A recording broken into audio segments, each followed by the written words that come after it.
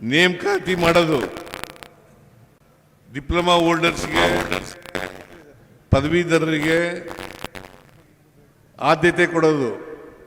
ಎರಡನೇದು ಪಠ್ಯ ಪುಸ್ತಕಗಳಲ್ಲಿ ಪಠ್ಯಕ್ರಮಗಳಲ್ಲಿ ಇದನ್ನು ಸೇರಿಸೋದು. ಇದನ್ನು ಮಾಡಿಸ್ತಕ್ಕಂಥ ಕೆಲಸವನ್ನ ಮಾಡ್ತೇನೆ ಅಂತಕ್ಕಂಥ ಮಾತುಗಳನ್ನು ಈ ಮಾತುಗಳನ್ನು ಹೇಳಿ 72ನೇ ಸಪ್ತಾಹ ಅಖಿಲ ಭಾರತ ಸಪ್ತಾಹ ಇದೆಯಲ್ಲ, ಇದು ಹೊಸ ಘೋಷಣೆ. ರಾಜಣ್ಣ ಸಾರ್ಥಕ ಆಗ್ತದೆ ಅಂತ ಹೇಳ್ತಾನೆ. ಹಿರಿಯ ಸಹಕಾರಿ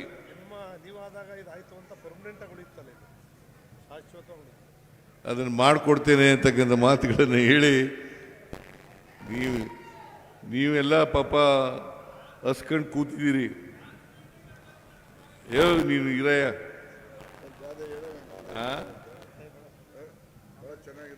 ಯಾವುದು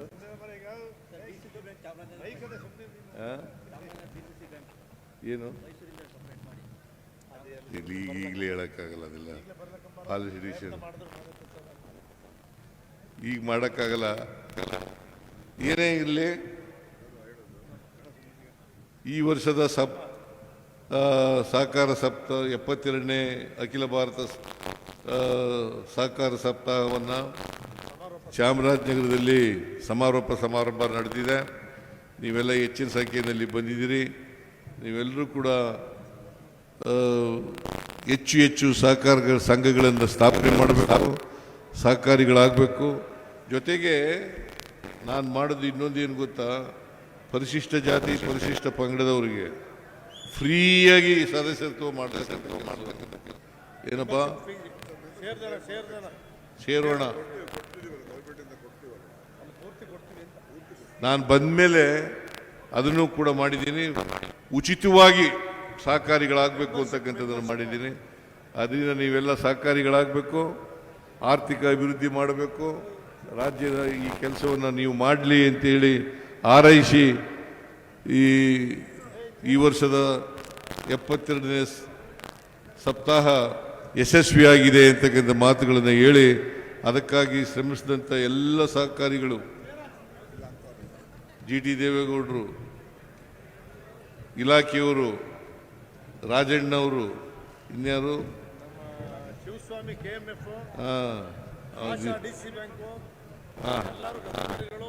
ಎಲ್ಲ ಅಧಿಕಾರಿಗಳೆಲ್ಲ ಸಹಕರಿಸಿದ್ದಾರೆ. ಅವ್ರಿಗೆಲ್ರಿಗೂ ಧನ್ಯವಾದಗಳನ್ನು ಹೇಳಿ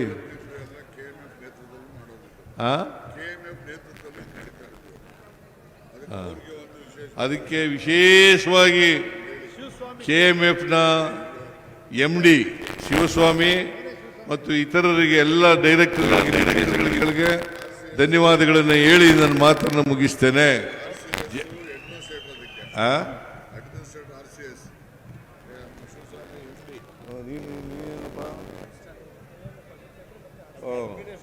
KMF ಅಡ್ಮಿನಿಸ್ಟ್ರೇಟರು, ನಿಬಂಧಕರು, ರಿಜಿಸ್ಟ್ರಾರ್ ಆಫ್ ಕೋಆಪರೇಟಿವ್ ಸೊಸೈಟೀಸ್ ಅವ್ರಿಗೂ ಧನ್ಯವಾದಗಳು. ಶಿವಸ್ವಾಮಿಗೆ ಧನ್ಯವಾದಗಳು. ಬಂದರು ಬಂದ ತಕ್ಷಣ ಗಣಿಗನಹಾಳದಲ್ಲಿ ಈ ಸಿದ್ದನಗೌಡ, ಸಂಡ್ರಾಮಗೌಡ ಪಾಟೀಲ್ ರಾಮನಗೌಡ ಪಾಟೀಲ್ ಇದು ಮಾಡಿದ್ರು. ಅಲ್ಲಿಂದ ಈಚೆಗೆ ಇವತ್ತು ನಾಡಿನಲ್ಲಿ ಎಲ್ಲ ಕ್ಷೇತ್ರಗಳಲ್ಲಿ ಸಹಕಾರ ಇಲಾಖೆ ಬೆಳೆದಿದೆ. ಇನ್ನೂ ಬೆಳೀಬೇಕು, ಬೆಳೀತಕ್ಕಂಥ ಕೆಲಸವನ್ನು ಮಾಡಬೇಕು. ಕೃಷಿ, ಪಶುಸಂಗೋಪನೆ, ರೇಷ್ಮೆ ಮತ್ತೆ ಬೇರೆ ಬೇರೆ ಕ್ಷೇತ್ರ, ಕೈಗಾರಿಕೆ, ಅವೆಲ್ಲ ಕ್ಷೇತ್ರಗಳಲ್ಲೂ ಕೂಡ ಸಹಕಾರ ಸಂಘದ ಮೂಲಕ ವಿಶೇಷವಾಗಿ ಆರ್ಥಿಕ ಬೆಳವಣಿಗೆ ಆಗಬೇಕಾದ್ರೆ ಸಹಕಾರ ಇಲಾಖೆಯ ಬೆಳವಣಿಗೆ ಆಗಬೇಕು. ಇದು ಬೆಳವಣಿಗೆ ಆದ್ರೆ ಮಾತ್ರ ನಾವು ಆರ್ಥಿಕವಾಗಿ ಗ್ರಾಮೀಣ ಪ್ರದೇಶದಲ್ಲಿ ಬೆಳವಣಿಗೆ ಕಾಣಲಿಕ್ಕೆ ಸಾಧ್ಯ ಆಗ್ತದೆ. ಇದನ್ನು ಮಾಡಬೇಕು ಅಂತಕ್ಕಂಥ ಮಾತುಗಳನ್ನು ಹೇಳಲಿಕ್ಕೆ ಬಯಸ್ತಾ ಇದ್ದೇನೆ. ಈ ವರ್ಷ ಎಷ್ಟು ಸಹಕಾರ ಸಂಘಗಳಿದ್ದಾವೆ ಅದು ಮುಂದಿನ ವರ್ಷ ಇದು ಹೆಚ್ಚು ಸಹಕಾರ ಸಂಘಗಳಾಗಲಿಕ್ಕೆ ಪ್ರಯತ್ನವನ್ನು ಮಾಡಬೇಕು. ಸಹಕಾರ ಸಂಘ ಬೆಳೀತಾ ಹೋಗ್ಬೇಕು. ಬದುಕಿನ ಅನೇಕ ಕ್ಷೇತ್ರಗಳಲ್ಲಿ ಸಹಕಾರ ಸಂಘದ ಬೆಳವಣಿಗೆ ಆದರೆ ನಾನು ಅನಿಮಲ್ ಹಸ್ಬೆಂಡ್ರಿ ಮಿನಿಸ್ಟರ್ ಆಗಿದ್ದೆ 1985. ಆಗ KMF ಅಧ್ಯಕ್ಷನೂ ಆಗಿದ್ದೆ. ನಾನು ಸ್ವಲ್ಪ ದಿನ ಮಂತ್ರಿಯಾಗಿ ಇನ್ಚಾರ್ಜ್ ಅಧ್ಯಕ್ಷ ಆಗಿದೆ. KMF ಅಧ್ಯಕ್ಷ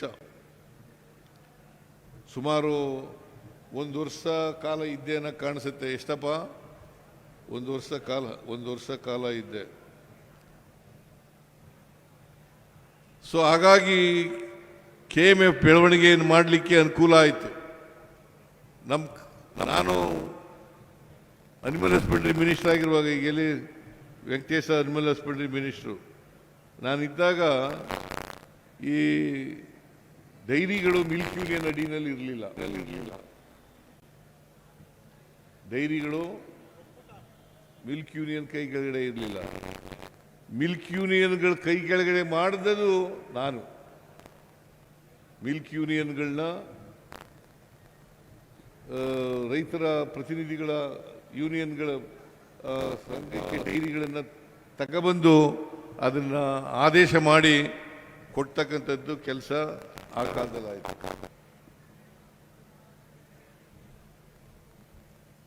ಈಗ ರಾಜ್ಯದಲ್ಲಿ 16 ಮಿಲ್ಕ್ ಯೂನಿಯನ್ಗಳಿದ್ದಾವೆ.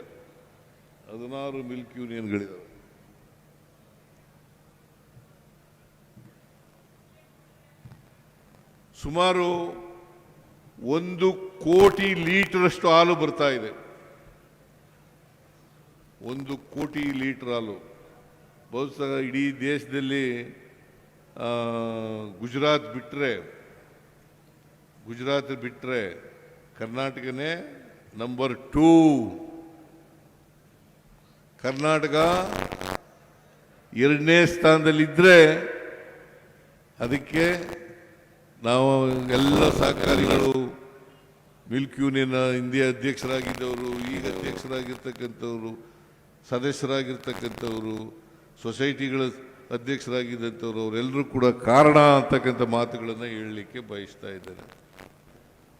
ಆಮೇಲೆ ನಾನು 83ರಲ್ಲಿ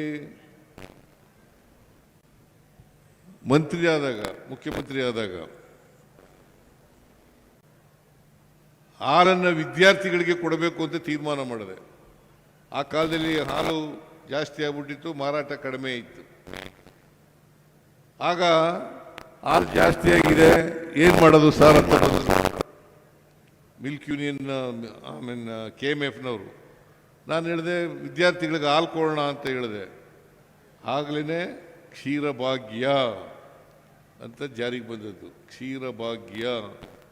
ಆಮೇಲೆ ಕ್ಷೀರಧಾರೆ. ಹಿಂದೆ 2 ರೂಪಾಯಿ ಕೊಡ್ತಾ ಇದ್ರು 1 ಲೀಟರ್ ಹಾಲಿಗೆ. ಯಡಿಯೂರಪ್ಪ ಮುಖ್ಯಮಂತ್ರಿ ಆಗಿದ್ದಾಗ 2 ರೂಪಾಯಿ ಕೊಡ್ತಾ ಇದ್ರು. ಅದನ್ನು ನಾನು ಬಂದು 4 ರೂಪಾಯಿ ಮಾಡಿದೆ. ಈಗ ಆಮೇಲೆ 5 ರೂಪಾಯಿ ಮಾಡಿದೆ ರಾಮನಗರದಲ್ಲಿ.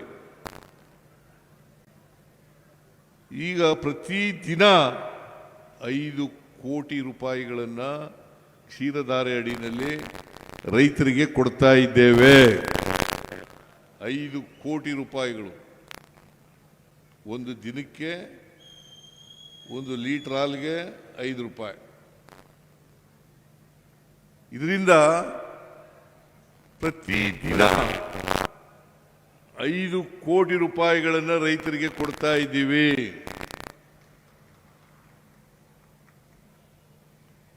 ಆಮೇಲೆ ಈ ಕ್ಷೀರಧಾರೆ ದುಡ್ಡು ಎಲ್ಲ ಉಳಿದೋಗ್ಬಿಟ್ಟಿತ್ತು. ಹಿಂದಿನ ಸರ್ಕಾರದಲ್ಲಿ 850 ಕೋಟಿ ರೂಪಾಯಿ ಉಳಿದೋಗ್ಬಿಟ್ಟಿತ್ತು. ಅವೆಲ್ಲನೂ ಚುತ್ತ ಮಾಡದೆ ಬಂದು 850 ಕೋಟಿ ರೂಪಾಯಿ ಉಳಿದೋಗ್ಬಿಟ್ಟಿತ್ತು. ಅದೆಲ್ಲನೂ ಚುತ್ತ ಮಾಡದೆ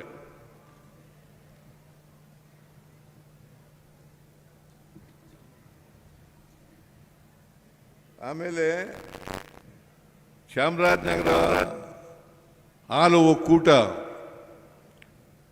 ಒಂದು ಸಾರಿ ಹಣ ಕೊಟ್ಟಿದ್ದೆ ನಾನು 73 ಕೋಟಿ ಕೊಟ್ಟಿದ್ದೆ. ಇನ್ನೂ 51 ಕೋಟಿ ಕೊಡಬೇಕು ಅಂತ ಹೇಳ್ತಾ ಇದ್ದಾರೆ. ನೀನು ಅಧ್ಯಕ್ಷ ದಪ್ಪಾಗಿದೆಯಲ್ಲ, ಕೂತ್ಕೋ. ಹಾಲು ಕುಡಿತೀಯ ದಿನ?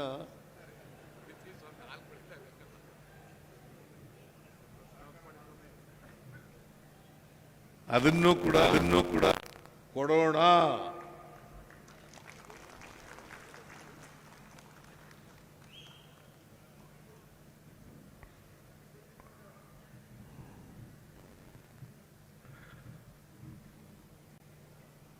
ಯಾಕೆಂದರೆ ನಾವು ಪ್ರತ್ಯೇಕ ಮಿಲ್ಕ್ ಯೂನಿಯನ್ ಮಾಡಿದ ಮೇಲೆ ಹಣ ಕೊಡಲಿಲ್ಲ, ಹಿಂದಿನ ಸರ್ಕಾರದವರು ಕೊಡಲಿಲ್ಲ.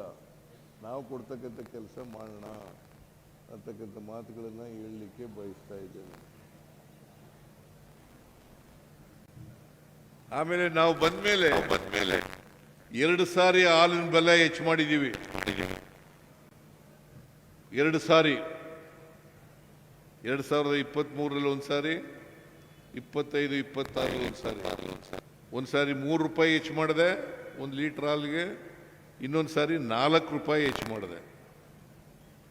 ಬಟ್ ಎಲ್ಲನೂ ಕೂಡ ನೇರವಾಗಿ ಹಾಲು ಉತ್ಪಾದಕರಿಗೆ ತಲುಪಿಸ್ತಕ್ಕಂಥ ಕೆಲಸವನ್ನು ಮಾಡೋದು. ಯಾಕಂದ್ರೆ ಮಿಲ್ಕ್ ಯೂನಿಯನ್ಗಳು ಖರ್ಚು ಮಾಡ್ಕೋಬಾರ್ದು ಆ ದುಡ್ಡನ್ನು. ಯಾರು ಹಾಲು ಉತ್ಪಾದಕರು ಇದ್ದಾರೆ ಹಾಲು ಉತ್ಪಾದಕರಿಗೆ ಕೊಡ್ತಕ್ಕಂಥ ಕೆಲಸವನ್ನು ಮಾಡೋದು. ಅದರಿಂದ ಕರ್ನಾಟಕದಲ್ಲಿ ಎಲ್ಲ ಜಿಲ್ಲೆಗಳು ಕೇಳ್ತಾ ಇದ್ದಾರೆ, ಈಗ ಬೇರೆ ಬೇರೆ ಜಿಲ್ಲೆಯವರು ಕೇಳ್ತಾ ಇದ್ದಾರೆ, ನಮಗೆ ಯೂನಿಯನ್ ಮಾಡಿಕೊಡಿ ಅಂತ ಕೇಳ್ತಾ ಇದ್ದಾರೆ. ಈಗ ಕೋಲಾರದಲ್ಲಿ, ಚಿಕ್ಕಬಳ್ಳಾಪುರದವರು ಕೇಳ್ತಾ ಇದ್ದಾರೆ. ಬೇರೆ ಬೇರೆ 7-3 ಜಿಲ್ಲೆಗಳಲ್ಲಿ ಎಲ್ಲಿ ಮಿಲ್ಕ್ ಯೂನಿಯನ್ಗಳಾಗಿದ್ದಾವೆ. ಈಗ ಗುಲ್ಬರ್ಗಾದಲ್ಲಿ, ಬೀದರ್, ಕಲಬುರಗಿ, ಯಾದಗಿರಿ ಸೇರಿ ಒಂದಾಗಿದೆ. ಆಮೇಲೆ ಬೇರೆ ಮಿಲ್ಕ್ ಯೂನಿಯನ್ಗಳಿದಾವಲ್ಲ, ಆ ಮಿಲ್ಕ್ ಯೂನಿಯನ್ಗಳಲ್ಲೆಲ್ಲ ಈಗ ಹಾಲು ಉತ್ಪಾದನೆ ಹೆಚ್ಚಾಗಾದರೆ ಅಲ್ಲಿ ಒಂದು ಯೂನಿಯನ್ಗಳನ್ನು ಮಾಡ್ತಕ್ಕಂಥ ಕೆಲಸವನ್ನು ಮಾಡ್ತಾ ಇದ್ದೀವಿ. ಕರ್ನಾಟಕದಲ್ಲಿ 31 ಜಿಲ್ಲೆಗಳಿದ್ದಾವೆ. 31 ಜಿಲ್ಲೆಗಳಲ್ಲೂ ಕೂಡ ಯೂನಿಯನ್ಗಳನ್ನು ಮಾಡ್ತೇವೆ ಅಂತಕ್ಕಂಥ ಮಾತುಗಳನ್ನು ಹೇಳಲಿಕ್ಕೆ ಬಯಸ್ತಾ ಇದ್ದೇವೆ.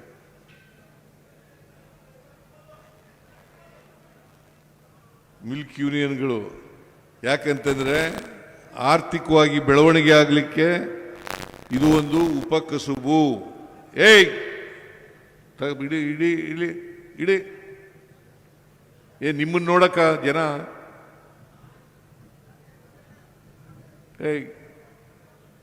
ಇಡಪ್ಪ ಕೃಷ್ಣಮೂರ್ತಿ.